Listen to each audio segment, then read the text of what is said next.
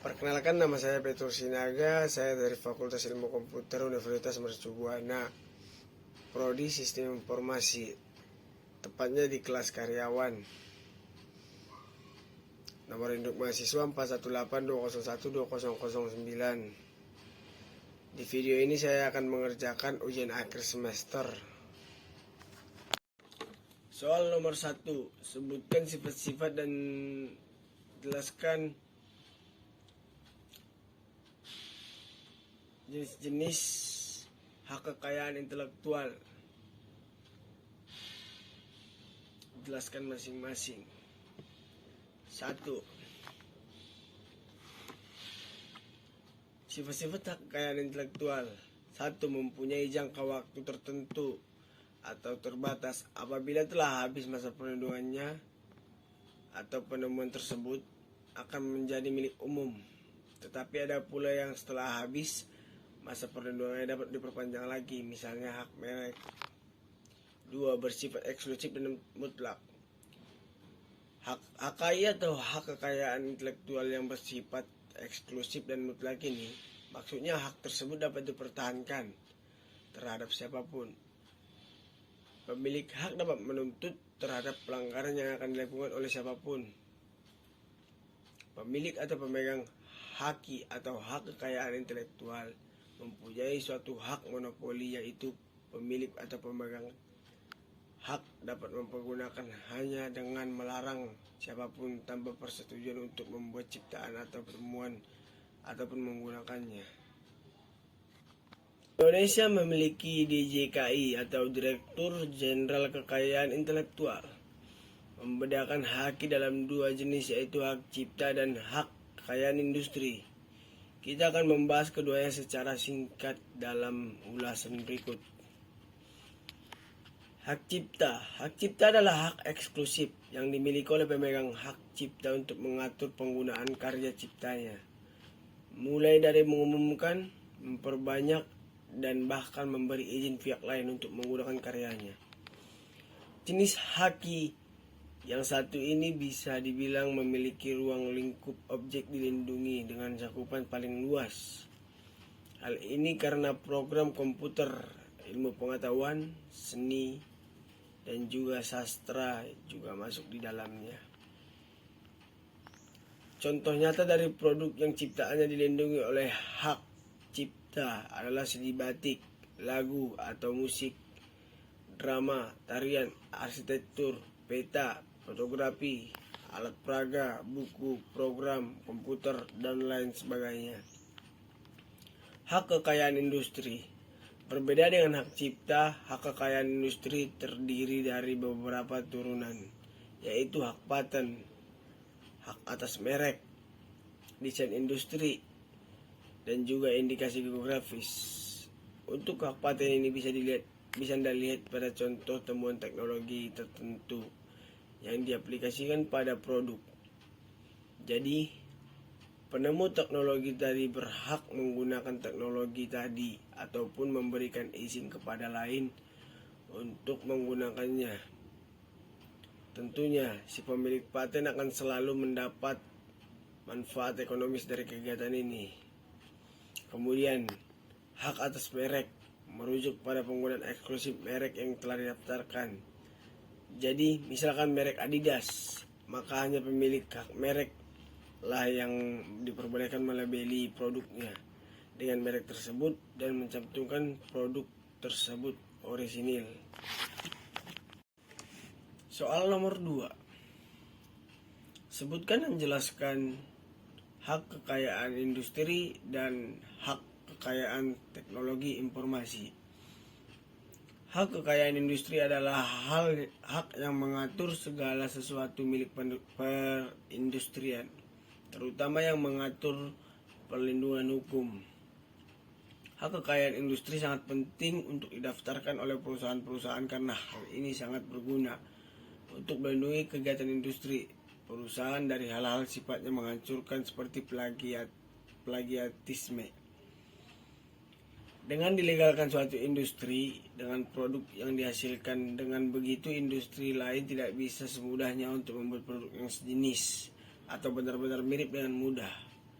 dalam hak kekayaan industri, salah satunya meliputi hak paten dan hak merek.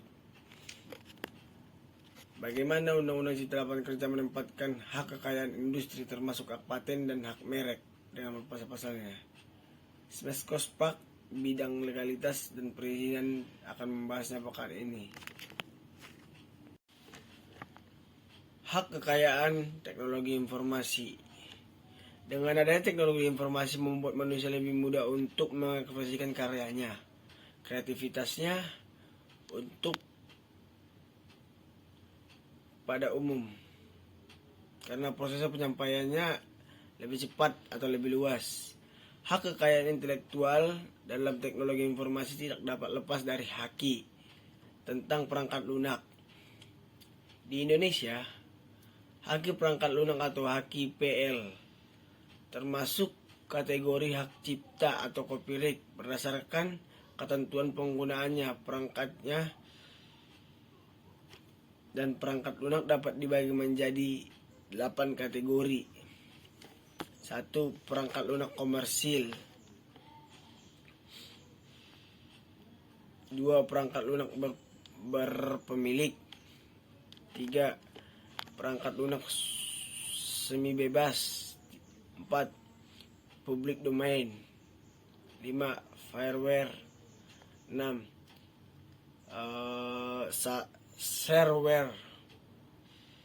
7. General Public Lisensi. 8. Open source. 3. Sebutkan dan jelaskan etika profesi di bidang IT. Teknologi informasi dan komunikasi bisa menjadi pilar-pilar pembangunan nasional yang bisa mengadaptasi di setiap permasalahan. Sebagai contoh, menyerap tenaga kerja baru, mencerdaskan kehidupan bangsa, dan sebagai alat pemersatu bangsa. Dalam mengaplikasikan ilmunya atau menjalankan profesi IT, bukan mudah dan bukan tidak sukar, dan terpenting adalah kita mampu menempatkan diri pada posisi yang benar. Profesi IT dianggap orang lain adalah profesi khusus keahlian yang ia miliki. Maka dari itu kita bisa menentukan dengan ikatan yang jelas. 4. Jelaskan pengertian dari masyarakat informasi. Menurut William J. Martin 1995, masyarakat informasi adalah suatu keadaan masyarakat di mana kualitas hidup, prospek untuk perubahan sosial dan pembangunan ekonomi bergantung pada peningkatan informasi dan pemanfaatannya. Bagaimana perkembangan kejahatan komputer saat ini, dan jelaskan kasus yang melibatkan menerapkan undang-undang ITE. Menurut saya perkembangan kejahatan komputer di Indonesia masih besar, masih banyak. Contoh satu yang saya kutip atau saya ambil dari sumbernya Liputan 6. Muhammad Arsyad, seorang pemuda yang bekerja sebagai pembantu tukang sate. Muhammad Arsyad dijerat pasal berlapis, pasal 29 Jungto, pasal 4 ayat 1 Undang-Undang Nomor 44 Tahun 2008 tentang pornografi, pasal 310 dan 311 KUHP, pasal 156 dan 157 KUHP, dan pasal 27, 45, 32, 35, 36, 51 Undang-Undang ITE. Pasalnya, Arsyad dianggap hina Presiden Republik Indonesia Insinyur Pak Haji Joko Widodo dan Ibu Megawati karena mengedit wajah mereka dan menyambungkannya ke sejumlah foto badan bugil dan menyebar. Soal nomor 5. Jelaskan secara singkat kegiatan pengabdian kepada masyarakat yang telah kalian lakukan. Kami telah melakukan tugas pengabdian kepada masyarakat dan sudah terjun langsung ke lokasi atau ke lapangan, dan saya melihat masih ada Dari 100% masyarakat masih ada 15% yang belum mengetahui tentang kejahatan di teknologi informasi atau di sistem informasi. Kedua,